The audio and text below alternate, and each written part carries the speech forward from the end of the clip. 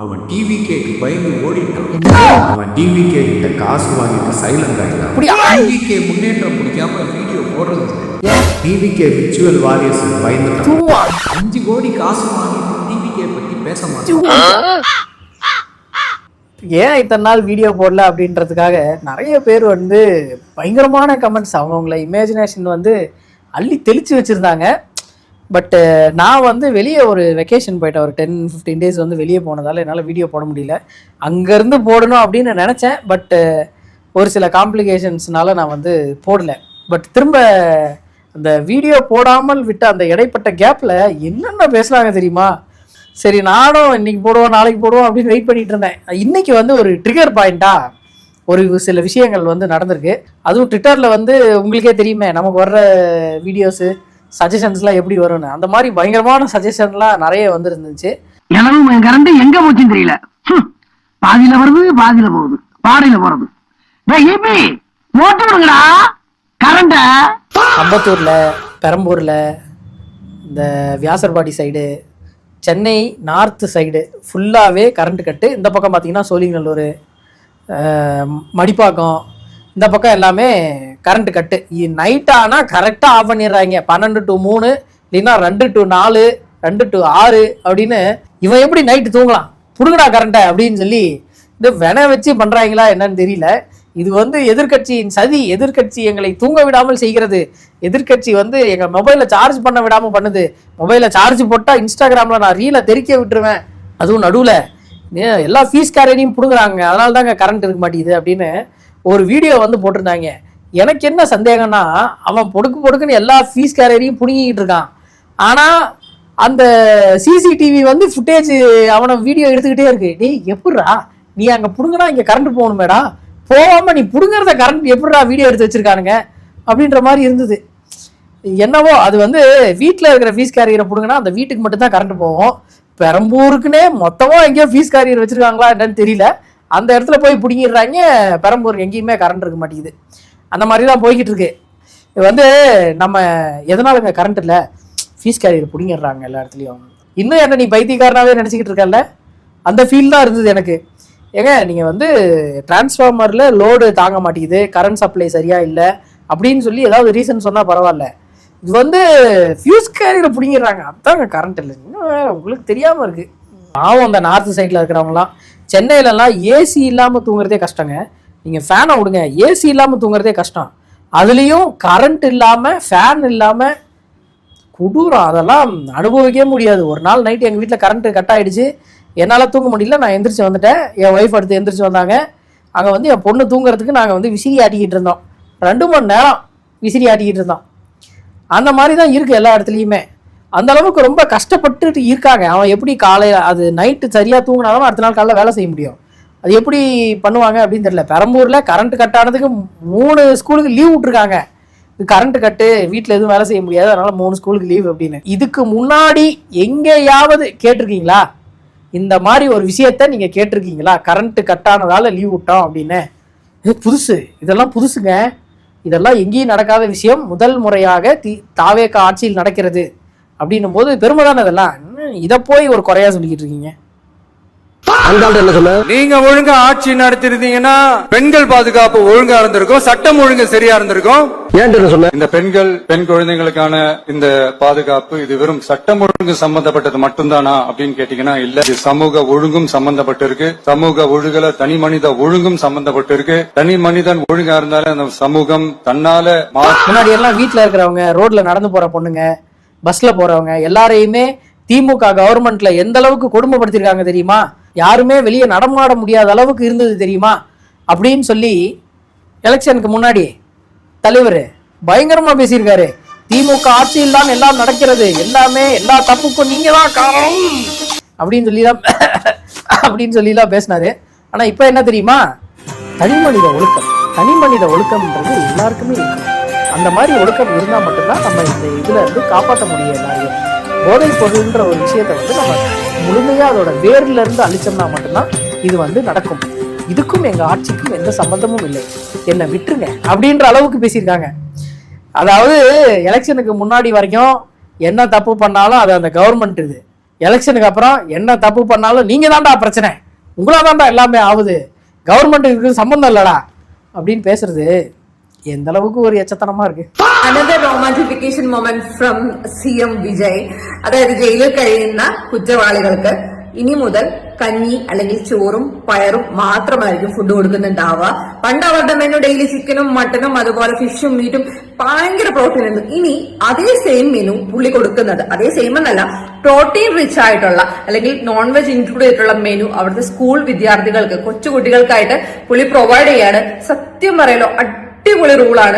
கேரளால ஒரு அம்மா வீடியோ போட்டிருக்காங்க. என்னன்னா ஜெயில்ல வந்து இதுக்கு மேல எல்லாருக்குமே கஞ்சி சோறு தான், யாருக்குமே எந்த ஒரு இந்த சோறு குழம்பு அதெல்லாம் கிடையாது, கஞ்சி சோறு தான் கொடுக்க போறாங்களாம்.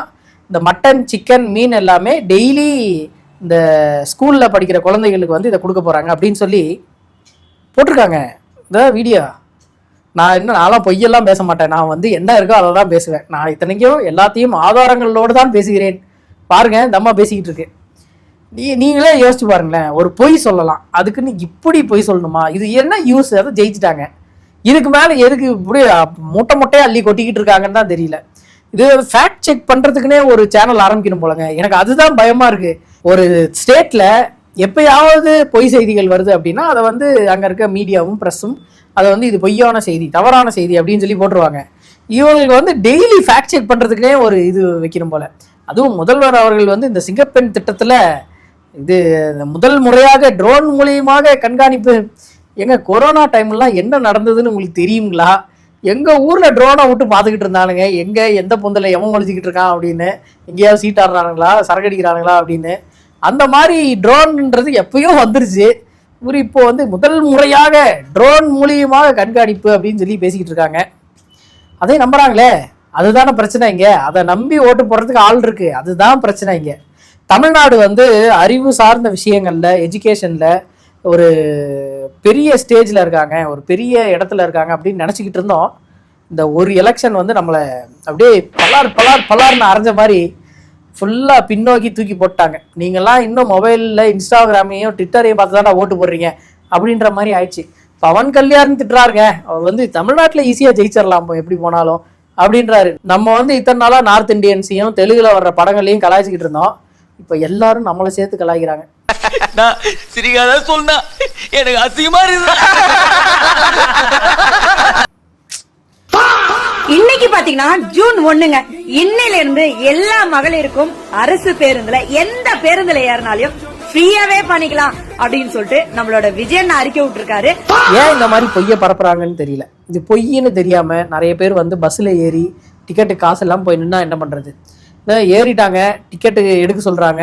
எங்கள் அண்ணன் தான் எல்லாருக்கும் ஃப்ரீ சொல்லிட்டாங்களே, என்ன நீங்கள் டிக்கெட்டு காசு கேட்குறீங்க அப்படின்னு கேட்டால் என்ன ஆகிறது? இது ஏன் எதுக்கு இந்த மாதிரி பொய்யை பரப்பணும்? டிவிகே ஆட்சியில் ஃபேக்ட் செக் பண்ணுறதுக்குன்னு சொல்லி டிஎம்கே ஏடிஎம்கேலேருந்து ஒரு தனி சேனலே ஆரம்பிக்கணும்னு நினைக்கிறேன். இவங்கெல்லாம் என்ன பொய் சொல்கிறாங்க அப்படின்றதுக்கு தனி சேனல் ஆரம்பித்து சொல்கிற அளவுக்கு இவங்க வந்து பொய்யை பேசிக்கிட்டு இருக்காங்க. இந்த கரண்ட் கட் ஆகிறதுக்கு என்கிட்டே சண்டைக்கு வரானுங்க. அதெல்லாம் டிஎம்கே தான் பண்ணுது, உனக்கு அதை பற்றி தெரியாது. என்னடா பேசுகிறீங்க? ஏடா ஹோல் தமிழ்நாடுக்கும் ஒரே ஃபியூஸ் தான் இருக்காடா, இல்லை ஹோல் பெரம்பூருக்குமே ஒரு ஃபியூஸ் தான் இருக்கா? என்னடா பேசுகிறீங்க? ஏன்டா இப்படி பொய் புழுகிறீங்க அப்படின்ற மாதிரி இருக்குது. இவங்க வந்து எனக்கு என்ன தோணுதுன்னா, ஒரு சிலர் எனக்கு என்ன தோணுதுன்னா, ஓட்டு போட்டுட்டோம், இப்போ வந்து நம்ம எதிர்த்து பேசக்கூடாது, நம்ம வந்து எப்படியாவது முட்டு கொடுத்துருவோம், இல்லைன்னா நம்மளை தான் கடிக்கிறதுக்கு வருவானுங்க, அதனால் நம்ம இப்படியே இருந்துருவோம் அப்படின்னு நினச்சி நிறைய பேர் வந்து பயங்கரமான சொல்ல முடியாத அளவுக்கு அந்த அளவுக்கு போய்கிட்டு இருக்கு. டிவிக்கு வந்து ஏன் இல்லை பயங்கரமாக இன்வெஸ்ட் பண்ணியிருக்காங்கன்னு நினைக்கிறேன். எனக்கு வந்து அந்த டவுட் முதல்ல இருந்தே இருந்தது. பட் இப்போ வர்ற வீடியோஸு ஃபோட்டோஸ் எல்லாம் பார்த்தா இந்த மாற்றம் அப்படின்னு சொல்லி ஏஐ வீடியோவாக போட்டு ரிலீஸ் பண்ணிக்கிட்டு இருக்காங்க, ஏஐ ஃபோட்டோவாக வருது. இந்த ஃபோட்டோ பார்த்தீங்கன்னா இந்த பல்லவின்னு ஒரு மேடம், அவங்க வந்து எம்எல்ஏ ஆயிட்டாங்க. அவங்க ரிலேட்டடாக மேயர் பிரியா அவங்க கூட ஒரு கான்ட்ரவர்சி ஆச்சு. அது வந்து ஏதோ ஈகோ கிளாஷ் அப்படின்னு சொல்லி அதை வந்து எல்லாம் தாண்டி வந்துட்டாங்க. அவங்களுக்கு வந்து குழந்தை பிறந்திருக்கு. அவங்க வந்து எந்த ஒரு அரசு நிகழ்ச்சிக்கும் அந்த குழந்தைய தூக்கிட்டு வர்றதை வந்து வழக்கமாக வச்சுருக்காங்க. நம்ம அதை வந்து கமெண்ட் பண்ணுற இதில் நம்ம இல்லை. அவங்களுக்கு என்ன கஷ்டமோ என்னவோ தெரியல, அவங்க வந்து குழந்தைய தூக்கிட்டு வராங்க. இப்போ பிறந்த குழந்தைன்றதால வீட்டுக்கெலாம் விட்டு வர முடியாது ரொம்ப நேரம் அப்படின்றது எல்லாருக்குமே தெரிஞ்சது. அதனால நம்ம அதுக்குள்ள போவேணாம். இதுல டிவிக்கு வந்து சிம்பத்தி கிரியேட் பண்ணுன்றதுக்காக போட்டோஸ் எல்லாம் விடுறாங்க. இந்த போட்டோ பாக்குறீங்களா? இந்த போட்டோ வந்து நீங்க ஃபர்ஸ்ட் பார்க்கும்போது நானும் இதை பத்தி எதுவுமே யோசிக்கல. இது புஷி ஆனந்த் ரொம்ப ஆசையா குழந்தைய வாங்கி ஒரு முத்தம் கொடுக்குறாரு அப்படின்னு சொல்லி நினைச்சிட்டு இருந்தேன். அப்புறமா கீழே ஒரு கமெண்ட்டை படிச்சு பார்த்தாதான் தெரியுது பின்னாடி யாரா அது இந்த புடவையில மீச முளைச்சிருக்கு அப்படின்னு. அதுக்கப்புறம் பார்த்தாதான் தெரியுது, டி என்னடா அது என்னடா பண்ணி வச்சிருக்கீங்க அப்படின்னு சொல்லி இருந்தது. இது ஏஐல கிரியேட் பண்ண இமேஜ். இது வந்து எந்த மாதிரிலாம் சிம்பத்தி தேடணும் அப்படின்னு நினைக்கிறாங்கன்னு பாக்குறீங்கல்ல. இது யாரு பண்ணுவா? என்ன மென்டாலிட்டியில் இருக்காம இது பண்ணுவா? ஒரு நடக்காத விஷயத்த நடக்கிற மாதிரி காமிக்கிறது அப்படின்றது இந்த டிவிகே காரங்களுக்கு வந்து ரொம்பவே ஈஸியா போயிடுச்சு. நீங்க யோசிச்சு பாருங்களேன், இதுக்கு முன்னாடி டிஎம்கேவோ ஏடிஎம்கேவோ ஏதாவது ஒரு விஷயத்த நடக்காத விஷயத்த நடந்த மாதிரி காமிச்சு நீங்க பார்த்துருக்கீங்களா? இல்லை ஏதாவது இந்த மாதிரி கான்ட்ரவர்சி இருக்கா? ஏன்னா டிஎம்கேவும் ஏடிஎம்கேவும் என்ன நிகழ்கால அரசியலோ என்ன நிகழ்ந்துகிட்டு இருக்கோ அதை வச்சு அரசியல் பண்றவங்க, அதை வச்சு மற்ற விஷயங்கள் எல்லாமே பேசுறவங்க. பட் இவனுக்கு அந்த மாதிரியே கிடையாது. இவனுக்கு வந்து எது நடக்கலையோ அதை வந்து ஏஐல கிரியேட் பண்ணி அதுக்கு ஒரு சிம்பத்தி கிரியேட் பண்ணி இன்ஸ்டாவில் ஃபுல்லாக போஸ்ட்டை போட்டு கடைசியில் ஜெயிச்சிடுறாங்க. அதுதான் என்ன, சரி அதுக்குள்ளே நம்ம போக வேணாம். இது இந்த மாதிரி பண்ணிக்கிட்டு இருக்காங்க. இது இந்த ஒரு ஃபோட்டோவா? அடுத்து வந்து இது கலாய்க்கிறதுக்கு வந்து ஒன்று வச்சுருந்தானுங்க. கலாய்க்கிறதுக்கு இந்த அம்மா வந்து காட்டுக்குள்ளே நடந்து போகிற மாதிரி கையில் குழந்தையை தூக்கிட்டு நடந்து போகிற மாதிரி அந்த மாதிரிலாம் இருந்தது. எனக்கு என்னென்னா இவங்க வந்து குழந்தையை தூக்கிட்டு வர்றது பிரச்சனையே கிடையாது. ஏன்னா அது எந்த ஒரு வேலையில் இருந்தாலும் மதர்ஹுட்ன்றதை மிஸ் பண்ணக்கூடாது. அது வந்து பிரச்சனையே கிடையாது. பட் எனக்கு என்னன்னா இவங்க அரசு நிகழ்ச்சிக்கு போகும்போது மட்டும்தான் குழந்தையை தூக்கிட்டு போகிறாங்க. மற்ற ப்ரைவேட் ஃபங்க்ஷன்ஸ்க்கு எங்கே போனாலும் வந்து குழந்தையை தூக்கிட்டு போகிறதில்ல. இது என்ன ஒரு மாதிரி சிம்பத்தி கிரியேட் பண்ணுறதுக்காக இதை பண்ணுறாங்களோ அப்படின்ற ஒரு ஃபீலிங் எனக்கு இருக்குது. பட்டு பார்க்குறவங்களுக்கு எப்படின்னு தெரியல. நம்மள மாதிரி யோசிக்கிறவங்களா இருந்ததுன்னா உங்களுக்கு அதே தோணும்.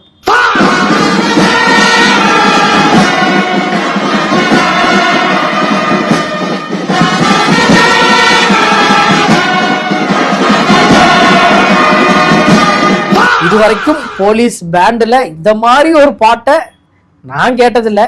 நீங்கள் ஏதாவது கேட்டிருப்பீங்களா என்னன்னு எனக்கு தெரியல. ஆனால் யோசிச்சு பாருங்களேன், இது வந்து ஒரு அஃபீஷியலான ஒரு விஷயம், கவர்மெண்ட் நடத்துகிற ஒரு விஷயம். அதில் வந்து இந்த மாதிரி பாட்டை வாசிக்கிறாங்க அப்படின்றது ஏற்றுக்க முடியுமான்னு தெரியல. புரோட்டோகால்ன்றாங்க, இது என்ன கால்னு தான் நமக்கு தெரிய மாட்டேங்குது. சரி, முதல்வர் அப்படி இருக்கார், அவரை குசிப்படுத்துறதுக்காக நம்ம வாசிப்போம் அப்படின்னு சொல்லி வாசிச்சிருக்காங்க. இதுக்கு வந்து கான்ட்ரடிக்ட் பண்ற மாதிரி இன்னொரு மேட்டர் இருக்கு, அதையும் பார்த்துட்டு வாங்க.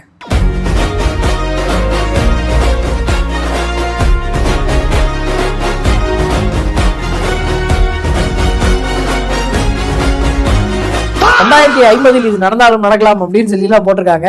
இது கலாய்ப்பதற்காக மட்டுமே. ஆனால் இதை போய் கலாய்க்கிற மாதிரி வச்சிட்டாங்களே அப்படின்ற ஒரு ஃபீலிங் எனக்கு, அவ்வளவுதான். மற்றபடி தெளிவுபடுத்தணும். இப்போ வயசானவங்க வந்தா என்ன பண்றது? எதனா ஆயிட்டா ஒரு சின்ன ஒரு இது உங்ககிட்ட சொல்லிடுறேன். இப்ப அந்த அதிகாரி இல்லாம நீங்க வந்து ஆய்வு பண்ணலாமா? அதிகாரி கட்சி மூலியமா நம்ம தளபதி வந்து நல்லது பண்ண நம்மள அனுப்பிச்சு விட்டு இருக்காரு. அதனாலதான் நம்ம போட்டோ மாத்த வந்தோம். இந்த டிவிகே சார்பாக நாங்க வந்து ரெய்டு வரோம், இல்லை நாங்க வந்து செக் பண்றதுக்கு வரோம் அப்படின்னு சொல்லி நிறைய காமெடி பண்ணிட்டு இருக்காங்க. இது வந்து அமைச்சர் தான் ரெய்டு போறாரு அப்படின்னு பார்த்தா டிவிகே தொண்டர்களும் ரெய்டு போறாங்க. எங்க வந்து நம்மளை எதிர்த்து கேள்வி கேட்க மாட்டாங்களோ அங்க. ஏன்னா நீங்க வந்து அம்மா உணவகத்துக்கும் இல்லை அம்மா மருந்தகத்துக்கும் ரெய்டு போனீங்கன்னா எடுத்து கேள்வி கேட்க முடியாது. ஏதாவது பேசினாலும் குரலை உயர்த்தி பேசினீங்கன்னா அவங்க வந்து கொஞ்சம் அமைதி ஆயிடுவாங்க அப்படின்றதால அங்கே தான் ரெய்டு போகிறாங்க. ஏன் நீங்கள் வந்து போலீஸ் ஸ்டேஷனுக்கு ரெய்டு போங்க, மாலுக்கு ரெய்டு போங்க, மாலில் இருக்க கடையிலலாம் ரெய்டு பண்ணுங்க பார்க்கலாம். ஏன் இவ்வளோ விற்கிறீங்க, ஒரு பாப்கார்ன் ஏன் 400 ரூபாய்க்கு விற்கிறீங்கன்னு போய் கேளுங்க. முடியாது, அங்கெல்லாம் போனால் கேள்வி கேட்பாங்களே. அந்த மாதிரி தான்.